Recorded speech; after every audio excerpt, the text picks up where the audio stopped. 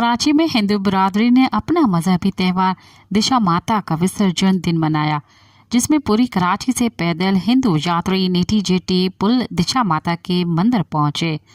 रास्ते में स्वामी नारायण मंदिर कराची में हक परस्त रुकन सिंध असेंबली MQM पाकिस्तान के अनिल कुमार रतनानी और महेश कुमार हासेजा ने यात्रियों को वेलकम किया और सबील का एहतमाम किया और पूरी कराची से आने वाले पैदल यात्रियों को खुश आमदीद कहा। सिक्योरिटी के इंतजामात की खुद देखभाल की और प्रोग्राम के अख्ताम तक खुद मौजूद रहे। इस मौके पर अक़लियती अमूर के इंचार्ज पितरस यूसुफ भाई और ज्वाइंट इंचार्ज राजेंद्र भाई और रुकन अक़लियती अमूर कमेटी MQM पाकिस्तान के रमेश कुमार डोडानी भी मौजूद थे। मज़ीद ख़बरन ऐं तफ़सीलात लाइ विज़िट कयो असांजी वेबसाइट www.awamiNewsHD.com ऐं ॾिसंदा रहो अवामी न्यूज़ HD।